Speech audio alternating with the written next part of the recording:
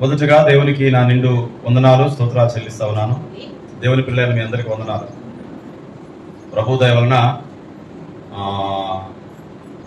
టేకులగూడెము, జిగ్గతండ, ఇల్లందు 3 మీటింగులు నా దృష్టిలో సక్సెస్ గా నడిచాయని నమ్ముతున్నాను. హల్లెలూయా. ఒక ఆయన ఇలాగనే ప్రయాణం చేశాడట. గమ్యం చేరిన తర్వాత ఆ ప్రయాణంలో ఉన్నటువంటి భార్య, పిల్లలు వీళ్ళందరితో పాటు ప్రయాణం సక్సెస్ చేశాడు, దేవునికి స్తోత్రం అన్నాడు. హల్లెలూయా. అందరూ పిల్లవాళ్ళు లేచి, వాళ్ళ మనవడెవరో లేచి, ఏడ సక్సెస్ చేశాడు తాత, వస్తా ఉంటే గాలి బాగా తగిలింది మొక్కనికి అన్నాడు. ఏంటది అంటే ఆ పిల్లవాడికి గాలి తగిలినా కూడా ప్రాబ్లమే అనిపించింది. అలాంటి అనేక ప్రయాణాలు చేశాడు కనుక గాలి తగులుతుందని పెద్ద ఆయనకు తెలుసు కాబట్టి అది పెద్ద కౌంట్లో లేదు. అలాగనే సభలు, ప్రోగ్రాములు, సమస్యలు, కష్టాలు, కన్నీళ్ళు అనేకం చూసి దాటుతూ ఉంటాం కనుక ఈ చిదురు మొదలు సంఘటనలు అవి పెద్దగా లెక్కలోకి రావని నేను అనుకుంటాను. ఇక కొంతమందికి అవి కూడా కౌంట్ అవుతాయి. స్తోత్రం కలుగును గాక. వాళ్ళని ఎందుకే చెప్పిన కథలోనే వాళ్ళు పిల్లవాళ్ళుగా భావించాలి మనం, అంతకుమించి ఇంకేం లేదు. అల్పమైన కొన్ని విషయాలు ఉంటాయి, అవి కౌంటుకు రానివి. తెలియక చిన్నపిల్లల మనస్తత్వం కలిగిన వారు, చిన్నపిల్లలు మాత్రమే అల్పమైన వాటిని కూడా లెక్కలేసుకొని లేదు లేదు సక్సెస్ కాలేదనేటువంటి మైండ్ సెట్ తో ఉంటారు. వాళ్ళను దేవుడు పెద్ద మనసుతో నింపును గాక. చెప్పండి హల్లెలూయా. మంచిది. ఇంకా ప్రభు దయ వలన 5 మీటింగులు ఉన్నాయి. ఎంతమంది ప్రార్థన చేస్తున్నారు మీటింగ్ కొరకు? మీతో చెప్పేద్దా? అటు కాకుండా ఇటు కాకుండా ఎత్తకనైనా ఎత్తకపోతే అనుకుంటాడా గారు స్టార్ట్ చేస్తాడా? ప్రార్థన చేస్తే చేయొద్దు, ప్రార్థన చేయకపోతే ప్రార్థన చేయండి ఈ రోజు నుంచి అయినా. ఓకేనా? మంచిది. వాక్యం చదువుకున్నాం కదా, కొన్ని నిమిషాలు విందాం. తిమోతికి రాసినటువంటి పత్రికలో 2వ అధ్యాయము 23వ వచనం.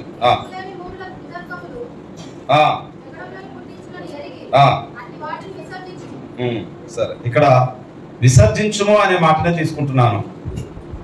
వెనకాల ఉన్న మాటలు కూడా చెప్పే ప్రసంగంలో ఇండైరెక్ట్ గా ఉంటాయి. విసర్జించుము, విసర్జన అనేది ఎప్పుడు, ఎందుకు అనంటే అది మన శరీరంలో మనకు ఉపయోగం లేనిది, అవసరం లేనిది, ప్రమాదకరమైన దాన్ని విసర్జన చేస్తాడు మనిషి.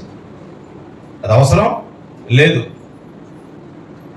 ఉపయోగం లేదు, ఆరోగ్యము కాదు, అది శరీరంలో ఉండడం మనిషికి క్షేమం కాదు. అలాంటి దాన్ని దూరం చేసుకుంటాడు మనిషి. ఈరోజు నా ప్రసంగానికి డైరీలో రాసుకున్నాను, ఆత్మీయ ఆరోగ్యం. ఏ ఆరోగ్యం అటుది? ఆత్మీయ ఆరోగ్యం. శరీర ఆరోగ్యం కొరకు మానవుడు చేయని ప్రయత్నాలు లేవు. చాలా ప్రయత్నాలు చేస్తున్నారు. వాకింగ్ చేస్తున్నారు, జిమ్ చేస్తున్నారు, మంచి భోజనం తినే ప్రయత్నం చేస్తున్నారు, ఆరోగ్య సూత్రాలు చాలా పాటిస్తున్నారు. ఆరోగ్య సూత్రాలు, శరీర సంబంధమైన ఆరోగ్యం కావాలని ఈ ఆరోగ్యం కొరకు పాటుపడేవారు, ప్రయాసపడేవారు చాలా మంది ఉన్నారు. ఎందుకంటే ఆరోగ్యమే మహా భాగ్యం. అది ఆత్మీయంగా చెప్పుకున్నప్పుడు అంతే ఉంది. ఆత్మీయ ఆరోగ్యమే మహా భాగ్యం, చెప్పు తప్పే లేదు. శరీర ఆరోగ్యమే మహా భాగ్యమైనప్పుడు ఆత్మీయ ఆరోగ్యమే మహాభాగ్యం. స్తోత్రం కలుగును గాక. కాబట్టి శరీర సంబంధమైన ఆరోగ్యాల గురించి నేర్పే వాళ్ళు చాలా మంది ఉన్నారు. డాక్టర్స్ ఉన్నారు, ఏమండి, దాని గురించి చెప్పే రకరకాల వ్యక్తులు ఉన్నారు. వాటిని యూట్యూబ్లో నేర్చుకుంటున్నాం. ఆత్మీయ ఆరోగ్యాల గురించి కూడా చెప్పే వాళ్ళు ఉన్నారు. కానీ బైబిల్ గ్రంథంలో దేవుడు సర్వ ప్రపంచానికి ఒకేసారి అప్పగించబడిన బోధ. రోజుకొక తెల్ల పేపర్ పెట్టి ఇంకొంచెం రాసుకుంటూ రాలేదు. 1600 సంవత్సరాల్లో కంప్లీట్ చేశాడు బైబిల్. ఈ బైబిల్ నేర్చుకుంటే, ఈ బైబిల్ని పాటిస్తే మానవ జీవితానికి అదే గొప్ప సంగతిగా. హల్లెలూయా. కాబట్టి ఇక్కడ విసర్జించుము అనే మాట ఏం తెలియజేస్తా ఉంది అని అంటే, మనకు ఉపయోగం లేని దాన్ని దూరం చేసుకోవాలి అని. అక్కడ ఆత్మీయ కుమారుడైన తిమోతికి భక్తులైన పౌలు గారు ఆ మూడుల వాదములు, వంశావళుల వాదములు, వితర్కములు, మొండి వాదములు, పిడివాదములు, అనవసరమైన సొల్లు సోది, ఒక మాట చెప్పాలని, ఒట్టి మాటలు, కట్టి పెట్టబోయి గట్టి మాటలు చేపట్టబోయి అన్నాడు కదా వేమన గారు లాంటి వాళ్ళు.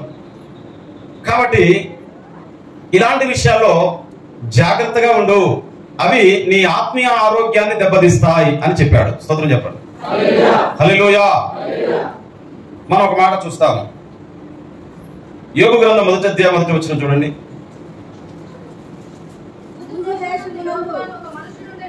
ఊజు దేశమందు యోబు అను ఒక మనుషుడుండెను. అతడు యథార్థవర్తనుడును న్యాయవంతుడునై దేవుని యందు భయభక్తులు కలిగి ఏమి విసర్జించాడట? శరీర సంబంధంగా చెప్పాలంటే మలమూత్ర విసర్జన అంటారు.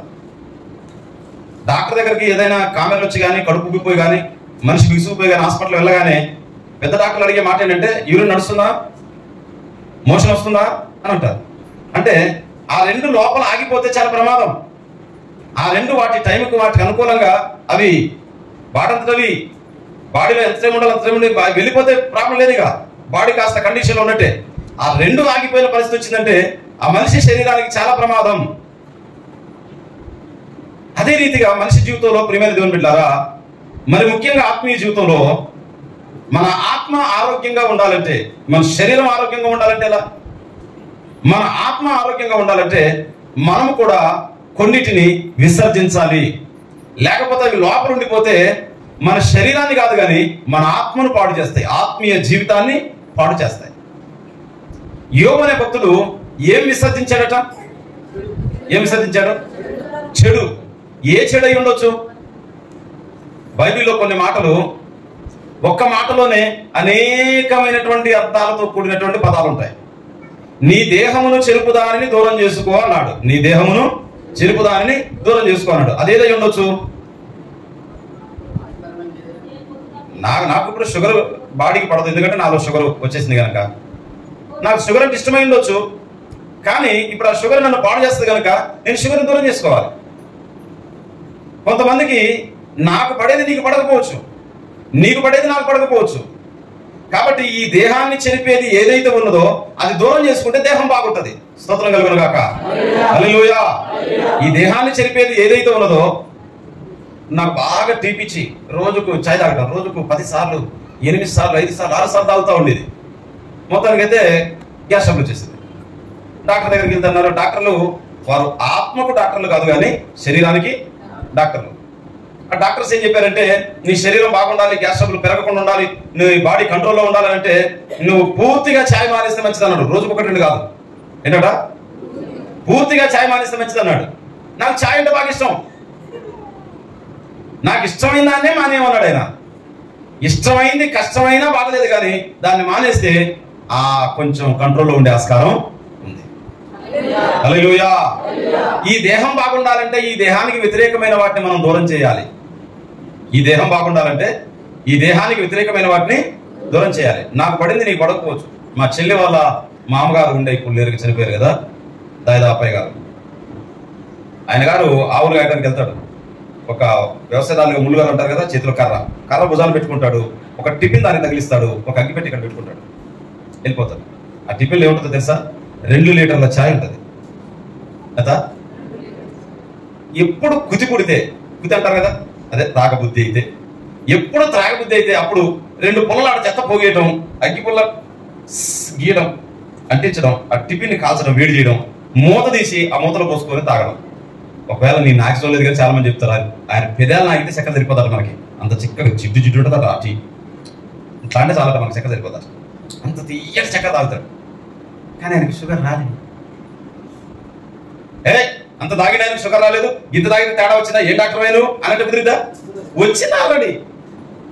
మిషన్లు చెప్తున్నాయి, నా బాడీ కూడా చెప్తుంది, నా మైండ్ కూడా చెప్తుంది, నాకు అర్థమైపోయింది షుగర్ వచ్చిందని. కాబట్టి నాకు షుగర్ పడదు. ఇప్పుడు నేను షుగర్ దూరం చేసుకుంటే నా శరీరం బాగుంటుంది. స్తోత్రం కలుగును గాక. హల్లెలూయా. ఛాయ్ దూరం చేసుకుంటే కొంచెం గ్యాస్ ట్రబుల్ కంట్రోల్లో ఉంటుంది. ఏమండి, కొంతమందికి తినే పదార్థాలు కూడా పడవు. నాకు కూడా ఈ బ్రాయిలర్ చికెన్ పడట్లేదు. ఏదో మీరు మటన్ పెట్టాలని కాదు, సాంబార్ కూడా తెచ్చులే. చికెన్ పెట్టకపోతే నాకు కొరకు ఏం తీసుకురాకపోతే ఆ చికెన్ వండిన చోట సాంబార్ తిని వస్తున్నా ప్రశాంతంగా, ఇబ్బందిగా కాదు. నాకు చికెన్ పడట్లేదు. మరి చికెన్ పడట్లేదంటే నాకు పడట్లేదంటే మీకు పడదా? పడేవాళ్ళకి పడుతుందిగా. తిని అది తిన్నా కూడా ప్రాబ్లం లేకుండా ఉండేవాళ్ళు ఉంటూనే ఉన్నారు. కానీ చికెన్ ప్రాబ్లం అనుకుంటే ఏం చేయాలి? అమ్మా, మనల్ని తినాలా? మసాలా ప్రాబ్లం అనుకుంటే, కారం ప్రాబ్లం అనుకుంటే, ఉప్పు ప్రాబ్లం అనుకుంటే. మా పాస్టర్ ఇక్కడే ఉంది, ఆ ముందే చెప్తున్నా. మా పాస్టర్ కొంచెం కలుపు సురుకు ఎక్కువ తింటే, ఎక్కువ ఉప్పు తింటా ఉంటుంది. కారం ఎక్కువైందంటే ఉప్పు తక్కువైందంట దాం. కారం ఎక్కువైందని ఉప్పుకోదు, దాన్ని ఉప్పు తక్కువైంది కానీ కారం ఎక్కువైందంటది ఇంత ఉప్పేస్తుంది. తీరా చూడంటే 3-4 సార్లు బీపీ వచ్చింది. ఇగో కళ్ళు తిరుగుతున్నాయి, ఇల్లు తిరిగిపోతున్నది. ఇప్పుడు ఉప్పు వేయమన్నా మర్చిపోయి కూడా వేయట్లేదు. ముందు సప్పిడి ఉంచి కావాల్సినంత కొద్ది కొద్దిగా సెట్ చేస్తుంది. సరే ఇప్పుడు ఆమెకి ఏమర్థమైంది? ఉప్పు తింటే ఇల్లు తిరిగిపోద్ది. ఎందుకు కళ్ళు తిరగట్లేదట. ఓ రోజు మచ్చలు పడుకుంది, అక్కడ పూసి మంచిలో కూడా మచ్చలు పడుకుందాం. మచ్చలు పడుకుని 2 పట్లు అట్టి కట్టి పట్టుకుని ఎదురుతుంది. ఇల్లు తిరిగిపోతాం ఏంటి? ఇల్లు తిరిగిపోతే అసలు ఏం కావాలా? కథ మొత్తం రివర్స్ అయిపోవాలి కదా. ఇల్లు తిరిగిపోలే, కళ్ళు తిరిగిపోయినాయి. దేనివల్ల? మరి ఉప్పు ప్రమాదమా? కాదు, ఉప్పు రుచి అన్నేసి చూడు అబ్బు. ప్రపంచంలో పెద్ద డైలాగ్ సంపాదించుకుంది ఉప్పు.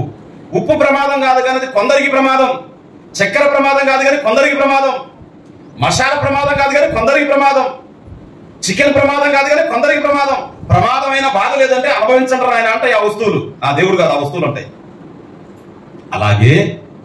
అలాగే ఈ మనకు హానికరమైన వాటిని వాడితే మనం ఎలాగ ప్రమాదంలో పడుతున్నామో, నష్టంలో పడుతున్నామో, అనారోగ్యంలో పడుతున్నామో, కష్టాల పాలవుతున్నామో, రోగాల పాలవుతున్నామో, మన ఆత్మీయ జీవితంలో కూడా ప్రియమైన దేవుని బిడ్డలారా, మనము దేవునికి వ్యతిరేకమైనవి, ఆత్మకు వ్యతిరేకమైనవి మన లోపల ఉంచుకుంటే మన ఆత్మీయ జీవితం రోగాల పాలవుతుంది. ఒకసారి చూడండి యెషయా గ్రంథము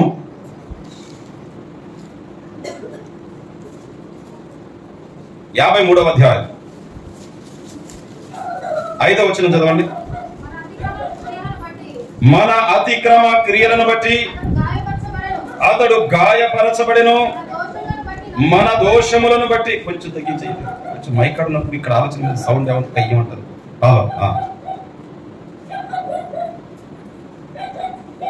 దాన్ని బేస్ తగ్గించావా? దీన్ని బరాబర్ ఉందా? లైన్ మీద ఉందా? ఓకే, మళ్ళీ చదువునాను. మన అతిక్రమ క్రియలను బట్టి అతడు గాయపరచబడెను, మన దోషములను బట్టి నలగగొట్టబడెను, మన సమాధానార్థమైన శిక్ష అతని మీద పడెను, అతడు పొందిన దెబ్బల చేత.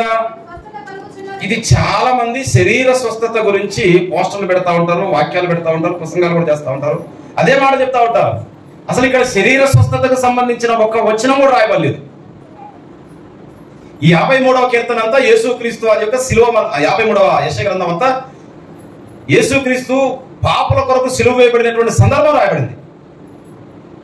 మన పాపాన్ని బట్టి మన ఆత్మకు కలిగిన రోగం తొలగిపోవడానికి, మనకు ఆత్మీయ స్వస్థత కలగడానికి, మన ఆత్మలో స్వస్థత కలగడానికి ప్రభు పొందిన గాయముల చేత, ఆయన రక్తమును అంగీకరించడం చేత, ఆయన సిలువను ధ్యానించడం చేత, ఆయన రక్తంలో దాగి ఉండడం చేత, ఆయన మార్గంలో మనం నడుచడం చేత మన ఆత్మ ఆరోగ్యంగా ఉంటుంది. స్తోత్రం కలుగును గాక. ఇదే విషయాన్ని పేతురు గారు కూడా ఎత్తి మాట్లాడతాడు. పేతురు గారు రాసిన పత్రిక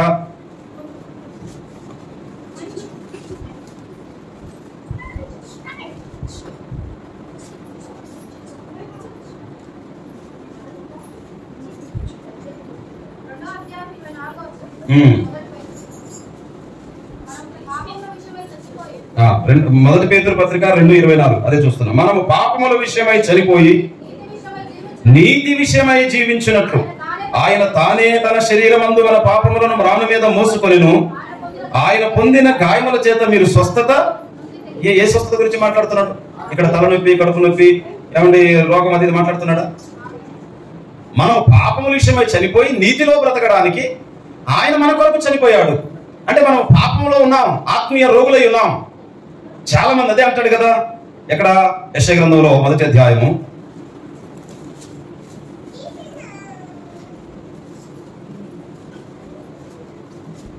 5వ వచనం చూడండి. 6వ వచనం. అలకాలు మొదలుకొని తల వరకు స్వస్థత కొంచెమైనను. ఇది ఏదనుకుంటున్నారు? ఇది చాలా మంది ఏమనుకుంటున్నారు? ఇది అరికాల నుంచి నిన్నటి వరకు స్వస్థత లేదంటే ఓ శరీరంలో రోగాలని. అసలు ఈ పట్టి పీడించే పెద్ద సమస్య ఏంటంటే శరీరం దగ్గర ఉండి వస్తున్నారు. చూడండి, దీన్ని మనకు అర్థమవుతుంది. 4వ వచనం చూడండి. పాపిష్టి జనమా, దోషభరితమైన ప్రజలారా, దుష్ట సంతానమా, చెరుపు చేయి పిల్లలారా, మీకు శ్రమ. వారు యెహోవాను విసర్జించి ఉన్నారు.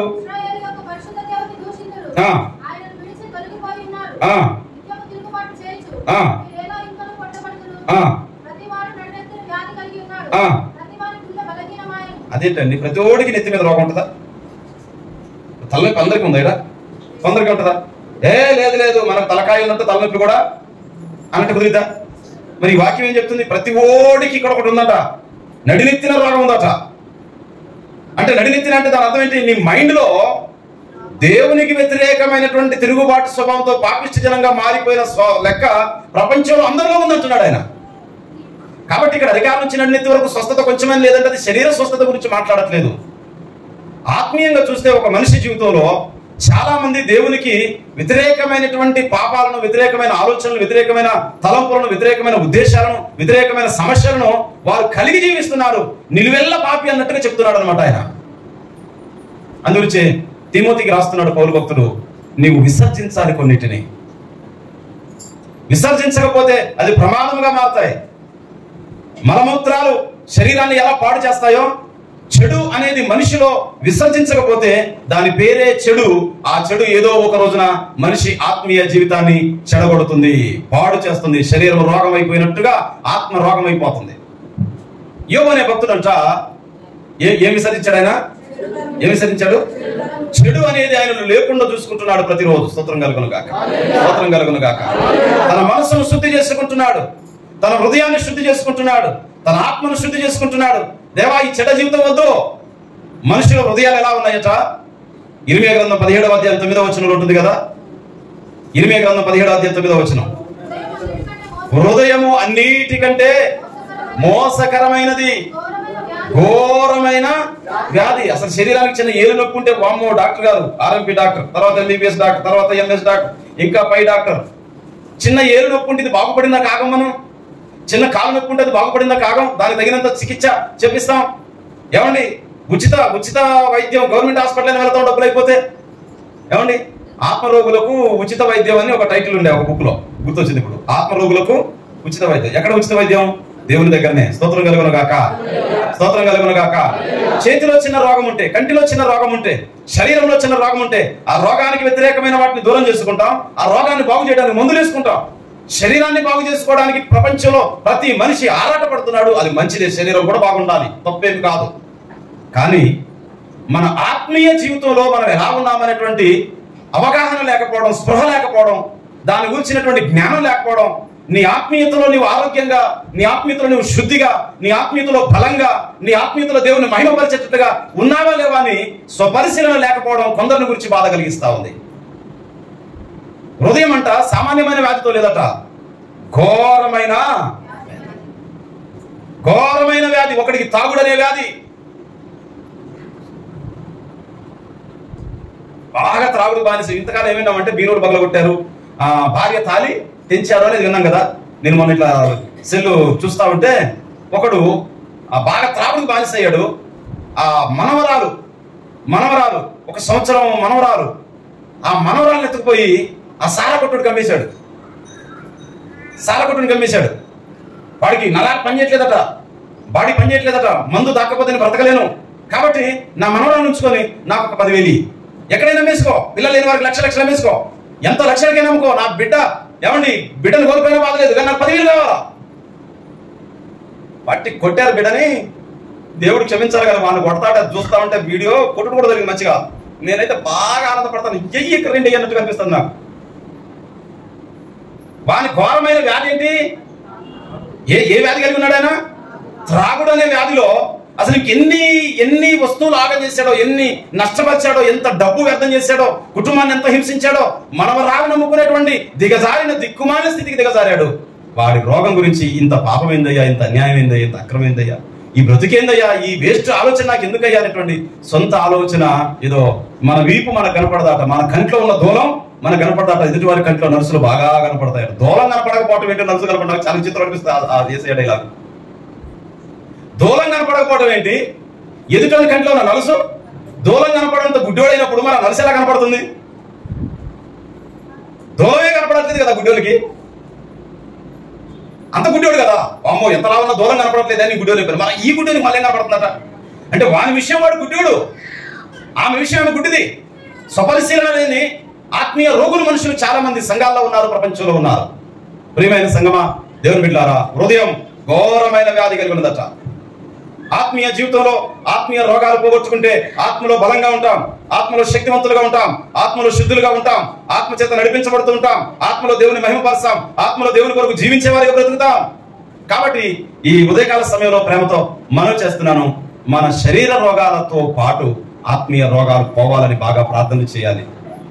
ఆత్మీయ రోగాలు పోవడానికి కావలసిన మందులు వేసుకోవాలి. అవే ప్రార్థన, వాక్య ధ్యానం, సంఘ సహవాసం, రొట్టెలో పాలు పొందడం, వాక్యానికి చోటు ఇవ్వడం, దేవునికి చోటు ఇవ్వడం, పరిశుద్ధాత్మకు చోటు ఇవ్వడం, ఇవే ఆత్మీయ మందులు. స్తోత్రం కలుగును గాక, స్తోత్రం కలుగును గాక. హల్లెలూయా. దయచేసి ఇంకో మాట చూడండి, 2 కొరింథీ పత్రిక 10వ అధ్యాయం 5వ వచనం చూడండి. మేము వితర్కములను, దేవుని గూర్చిన జ్ఞానమును, ఆ ఆటంకము రోగం. దేవుని వాక్యానికి వేరుగా ఆలోచించడమే ఒక ఆత్మీయ రోగం. దేవునికి వాక్యానికి వేరుగా నిర్ణయాలు తీసుకోవడమే ఒక ఆత్మీయ రోగం. కాబట్టి ఈ రోజుల్లో సంఘాలు చూస్తే, అంటే ఆరోగ్యంగా ఉన్న వాళ్ళకి తెలుస్తుంది ఎవరు రోగాల్లో ఉన్నారో. ఆరోగ్యంగా ఉన్న వాడు కూడా తనను తాను కూడా పరిశీలించుకోవాలి. వాక్యంలో ఉండి చూస్తే కనపడుతుంది ఎదుటివారు ఎవరు ఎటువంటి రోగాల్లో ఉన్నారో. కాబట్టి ప్రియమైన సంగమా దేవుని బిడ్డారా, వితర్కములు లేనిపోని, ఎవరిని ఒకడు అంటాడు కన్యకి ఎలా పుట్టాడండి, అసలు మరి సృష్టి ఎలా కలిగిందండి, కలుగును గాక అంటే కలిగిందట. అది కలిగినప్పుడు ఇది జరగదా? ఏమండి? కాబట్టి దేవుని మాటలను నిర్లక్ష్యం చేయడం, దేవుని మాటలను అనుమానించడం, దేవుని మాటలను నమ్మకపోవడం, ఇదంతా కూడా వారి ఆత్మీయ గుడ్డితనానికి, వారి ఆత్మీయ అజ్ఞానానికి పరాకాష్ఠగా కనబడుతుంది లోకంలో. దేవుని బిడ్డలైన మనము దేవుని గ్రంథం మన చేతిలో పెట్టాడు, నిరంతరమైన మనకు నేర్పిస్తున్నాడు, సేవకుల ద్వారా నేర్పిస్తున్నాడు. నిన్న పాల్సనయ్య గారు ఒక మాట అన్నారు కదా, రోగానికి మందులు ఉన్నాయి, మరి డాక్టర్ ఎందుకు? గుర్తుంది ఎవరికైనా మాట? ఎందుకట? పేషెంట్ కొరకంటే అది కూడా నాకు అర్థం కాదు. పేషెంట్ కొరకంటే ఏందన్నట్టు, నాకు కొంచెం చదువు తక్కువ, జ్ఞానం తక్కువ, నేను కొద్దిగా మైండ్ తక్కువ ఉందన్నట్టు. ఏ మందు వేసుకోవాలి, ఎంత వేసుకోవాలి, నీ బాడీ ఎంత, నీ వయసు ఎంత, నీ స్టాండర్డ్ ఎంత, నీ రోగపు తీవ్రత ఎంత, నీకు ఎంత డోస్ ఇవ్వాలి అని చెప్పడానికి డాక్టర్ ఉన్నాడు. మీ చేతిలో బైబిల్ ఉంది, నా చేతిలో బైబిల్ ఉంది కదా. కానీ ఒక ఆత్మీయ డాక్టర్ లాగా ఒక ఆత్మీయ సేవకుడు ఏం చెప్తాడో, ఏం చెప్పాలో దాని కొరకు కూడా ఉంది. ఆ చెప్పింది ఫాలో అవుతా ఉంటే అంత బాగానే ఉంటది. స్తోత్రం కలుగును గాక. మనోడు ఒకడు ఒక టాబ్లెట్ వేసుకుంటే 4 గంటలు తగ్గుతుంది, 2 టాబ్లెట్లు వేసుకుంటే 2 గంటలు తగ్గిద్ది, 4 టాబ్లెట్లు వేసుకుంటే గంటలో తగ్గిద్ది, 8 టాబ్లెట్లు వేసుకుంటే అర్ధగంట తగ్గిద్దని వేసుకున్నాడు మనోడు.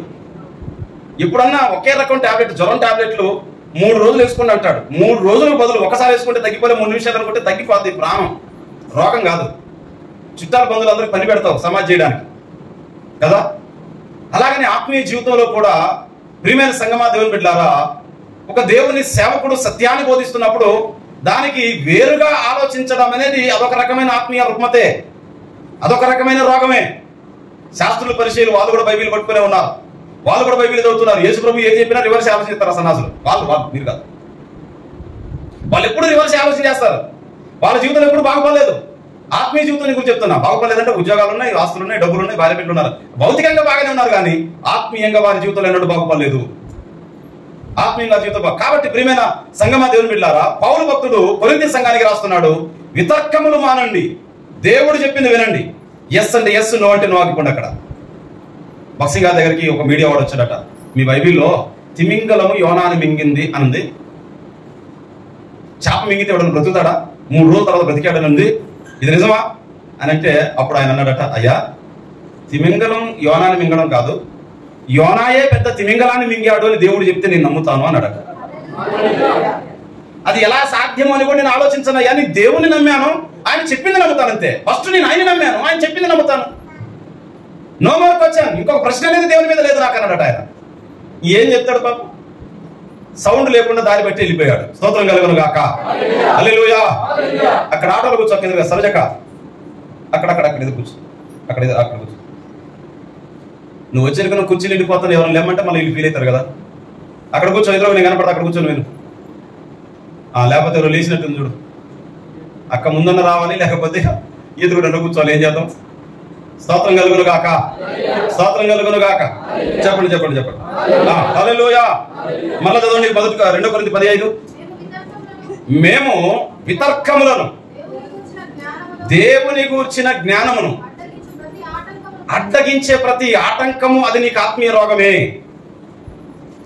అడ్డగించే ప్రతి ఆటంకం, దేవుని వాక్యాన్ని అడ్డగించే ప్రతి ఆటంకం, దేవుని జ్ఞానాన్ని అడ్డగించే ప్రతి ఆటంకం, దేవుని బోధన అడ్డగించే ప్రతి ఆటంకం, దేవుని క్రమాన్ని అడ్డగించే ప్రతి ఆటంకం, దేవుని చిత్తాన్ని వ్యతిరేకించేటువంటి ప్రతి ఆటంకం అది ఆత్మీయ రోగమే. అదొక రకమైన చెడు,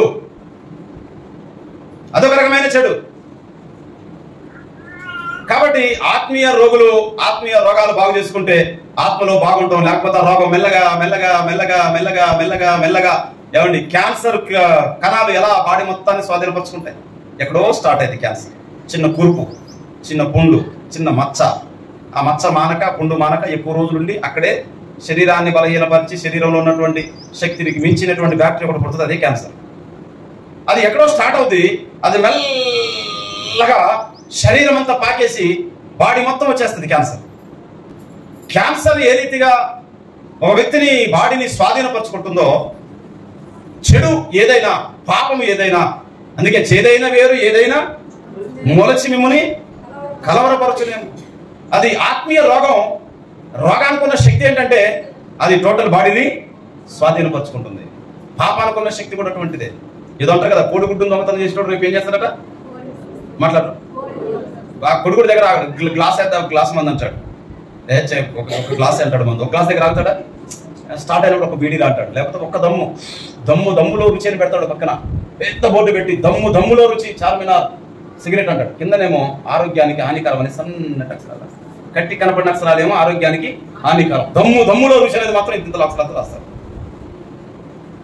కదా. ఆత్మీయ ఆరోగ్యం, ఆత్మీయ స్వస్థత, ఆత్మలో శుద్ధి, యేసే చెప్పిన మాట, హృదయ శుద్ధి గలవారు. హృదయంలో ఏదైనా ఉంటే అది మెల్లగా ఆత్మీయ జీవితాన్ని దిగజారుస్తుంది, పాడు చేస్తుంది, ఆత్మీయ జీవితాన్ని దెబ్బతీస్తుంది, నాశనం చేస్తుంది, లాస్ట్కి వస్తుంది.